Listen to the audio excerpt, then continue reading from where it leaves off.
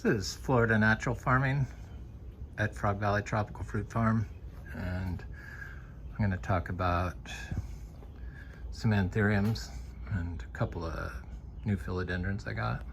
I'm kind of obsessed with these. I was going through my videos and saw that the rare houseplant video, one of my recent videos was like the most popular. So that got me excited. So this is Anthurium Regale. It's a new leaf.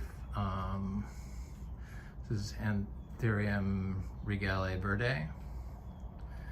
New leaf. Look at the size of the new leaves compared to the old leaves, the imported leaves.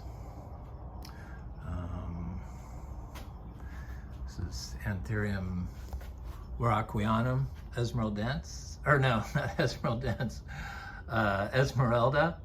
And this is a corrugated Anthurium, Anthurium tremulum. It's got very nice corrugated leaves, kind of in a matte finish, though that leaf there looks glossy, but I think it's because there's more humidity in the air. It rained really good yesterday. I think the rainy season has started finally. So we grow everything. We're an organic certified farm, and I guess we're biodynamic certified too, and real organic project certified. But we're just gonna, I think I'm gonna stick with just being organic because it's too much stress doing all that stuff. And my videos kind of show how we grow. So we grow everything in compost. So I've noticed on our, because I watch a lot of rare houseplant and aroid videos. That's kind of what I'm into. And all these people have problems with the Anthuriums.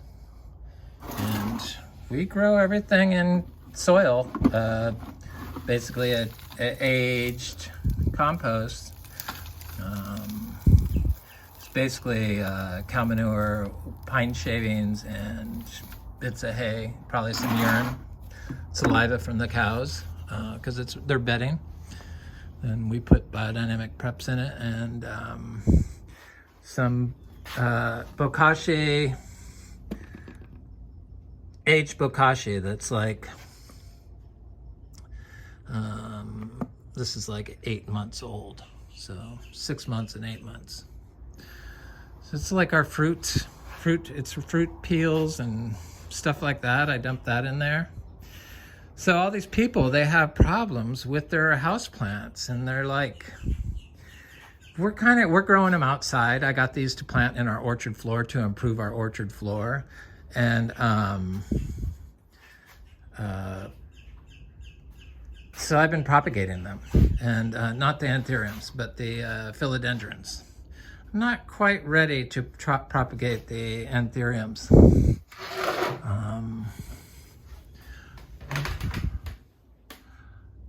They're all so easy when you do it in soil. I don't have them in the house because the soil is so alive that there would be so many bugs in there from it that it just I wouldn't be happy, so I don't do it. So this is Anthurium Cirinoi, C-I-R-I-N-O-I.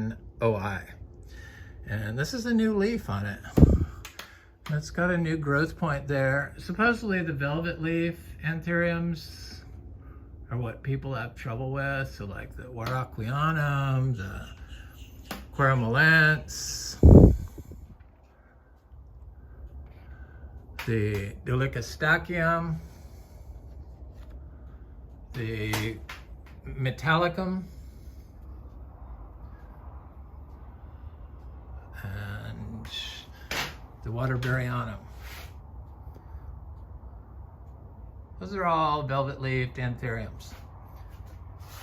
And they grow great with all the changes in the environment. When we plant them in the biodynamic compost. It's just humus is what it is. And when you grow plants in organic, natural medium, then they can withstand all pest and disease pressures. So the health of your plant is indicative of the health of your soil for your potted plant. And we don't have any issues. I'm sure that Enid from NSE Tropicals grows in soil. She'd have to. There's no other way around it. But what they do at the nurseries is they mix organic soil, so like an organic wood chip mix, with chemicals, so water-soluble chemicals, which changes the pH of the medium. Disregards life, stops biological breakdown, and turns into a putrefying breakdown. So your soil turns ultra acidic.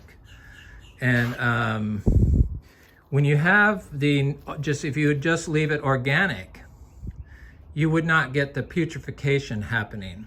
So I don't have to worry about overwatering our philodendrons. A lot of our philodendrons, I notice, like to be sitting in our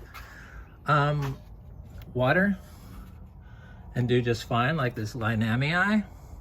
But that's because this is a totally organic, biologically active soil medium, natural soil medium, organic compost that can buffer the pH, prevent the water from going putrefied. It's all what you're doing. If you're using chemicals or slow release fertilizers, you can't buffer the pH naturally. I hear people that are like, they're obviously using calcium, what is that stuff? That calcium rock they put in their soil. And then they talk about calcium deficiencies. Yeah, because you've killed the bacteria with your chemicals that could start breaking down the calcium rock that you have in there in your substrate and deliver it to your plants. It's the same stuff that goes on in the organic tropical food growing systems. Everything is the exact same way. Everything gets grown the same way. We grow our tropical fruit trees the same way we grow our rare houseplants. And we don't have pests and diseases, and we don't water our fruit trees. We don't have to. Because when you have a natural growing medium, the plants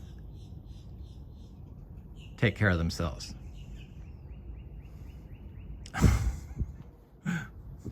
When you introduce nitrogen and phosphorus at the same time in grasses, it's been shown that those plants attract fungal pathogens rather than plant beneficial fungi.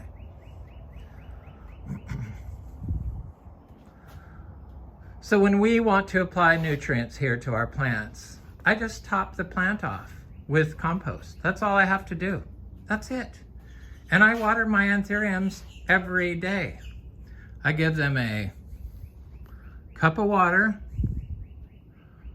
and I just throw it in there. And most of the pots don't have bottoms on their things, so any plant that gets too much water, any pot that gets too much water will automatically drain out the bottom onto the floor. We're outside. This is a cement floor. I would not have these in the house. It's complicated, but that's what's going on. That's why you have to put your plant in grow tents, because none of these anthuriums that they said were hard and need high humidity suffered at all during the prolonged dry period we had here. Windy, dry period.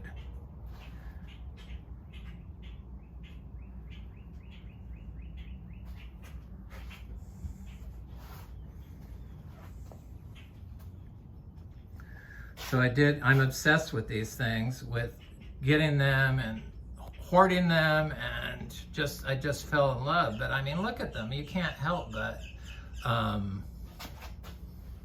admire that. Anthurium Regale. I'm obsessed with Monstera subpinnata. I'm trying to get it to grow up this old gate from my house in New Orleans.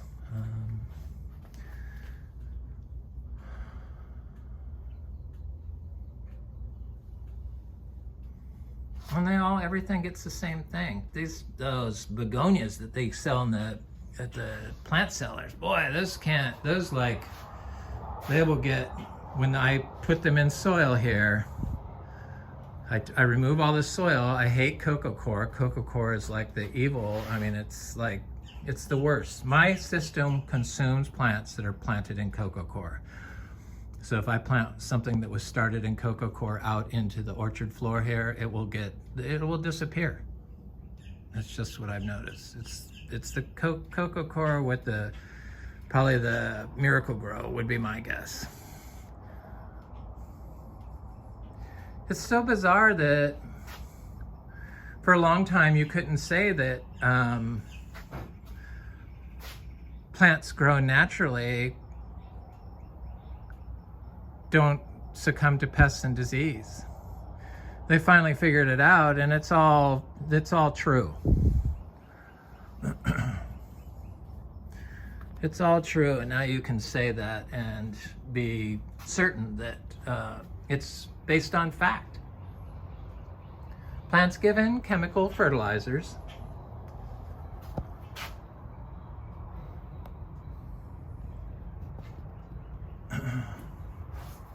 get pests and disease. And PFASs have been known to have been found in slow-release fertilizers, like 9 out of 10 of them. So those are the forever chemicals. And if you're giving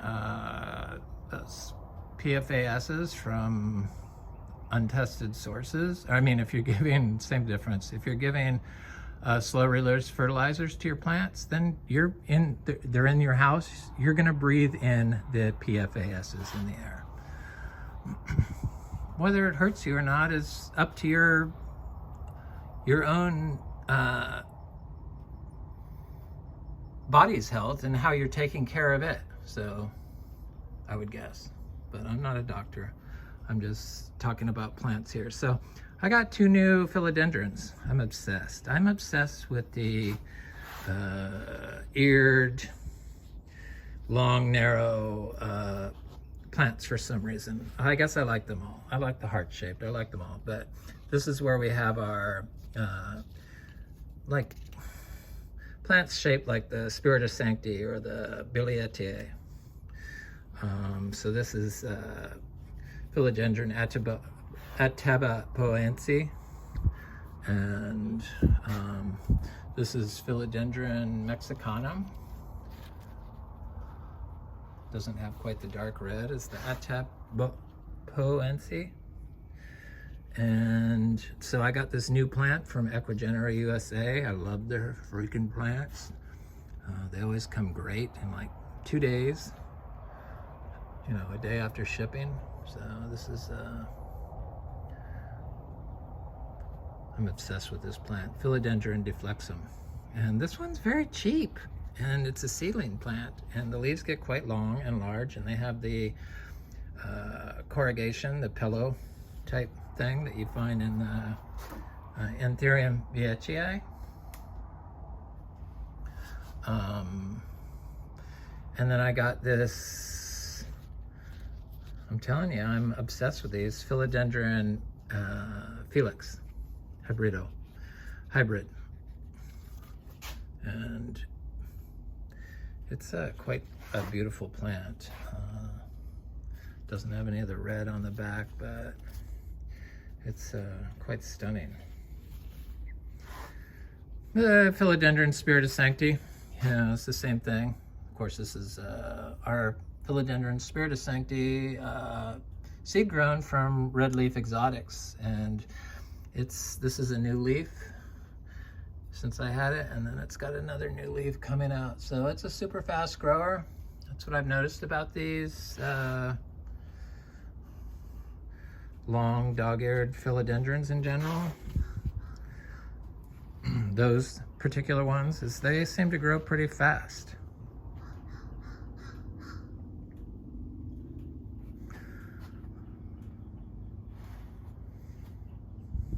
I really like the corrugated leaves, the heart-shaped corrugated leaves.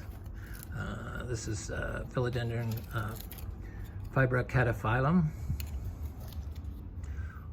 I got a little tiny start. This is Philodendron Ernestia, a little tiny plant. I buy plants when I can find them small, because it's hard putting a collection together. This is a Philodendron tenucross. Gorgeous plant. I think it's crossed with Cerenoid, but I don't know. I see them online, but it's growing up. This is Philodendron Pentatulobum, AFF, which has very long, heart-shaped leaves, kind of like that.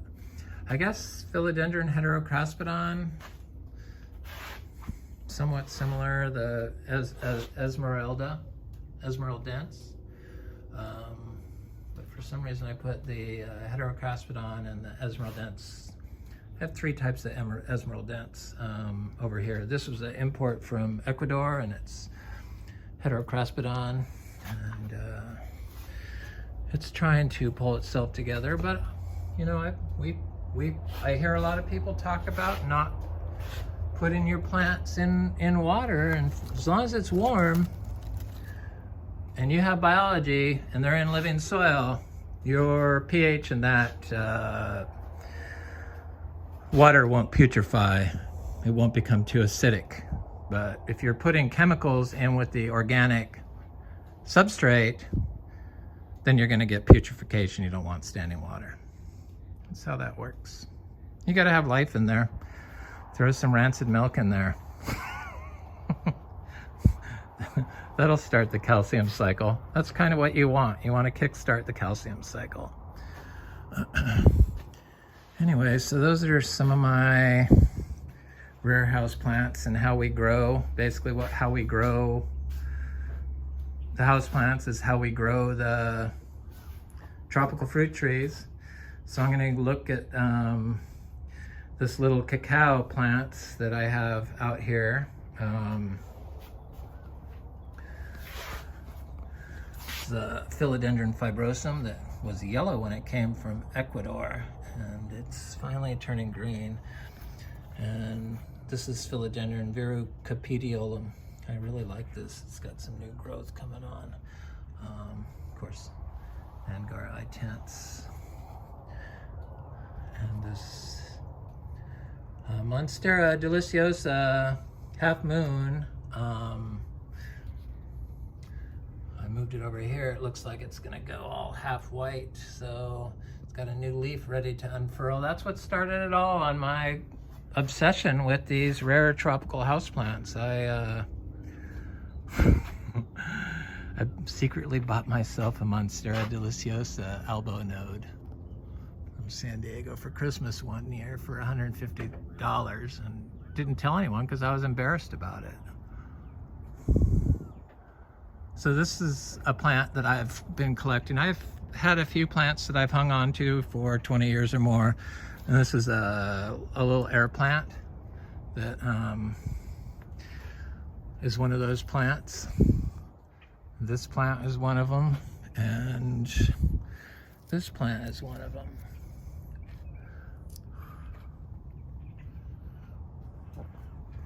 They just never got lost in the moves from San Diego to New Orleans to Florida, you know. And then this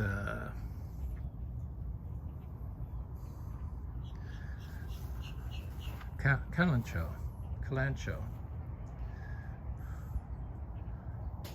But this is a baby of the parent plant.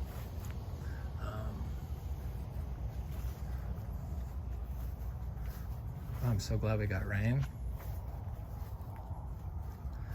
So I'm going to look at this Philodendron Cirinoi cutting I did, and it's just like, I can see that they're gonna just take off.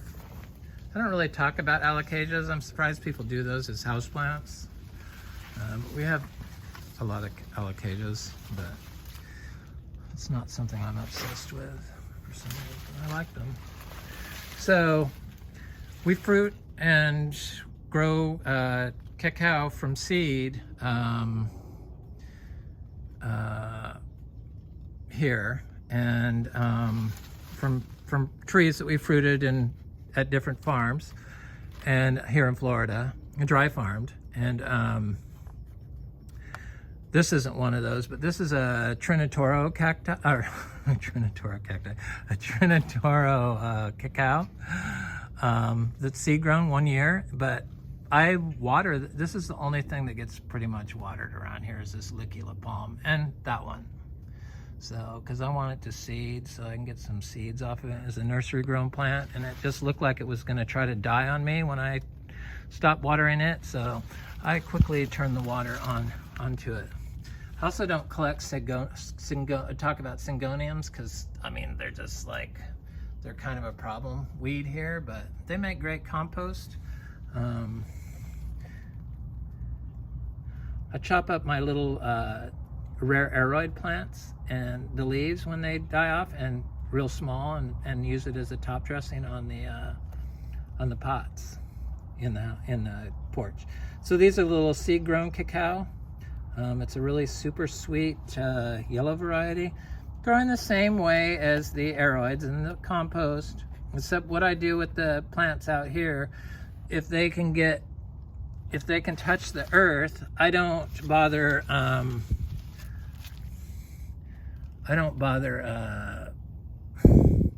watering them.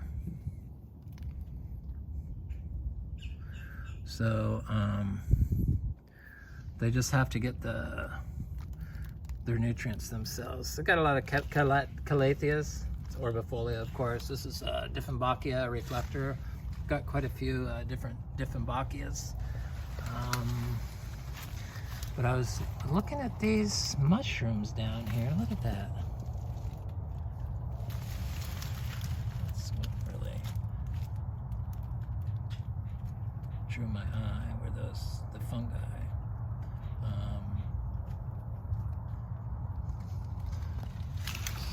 This calathea gets quite big, I see. It's looking good. Cacao, aroids, we got it all. Heliconia, thank God for rain, clean rain.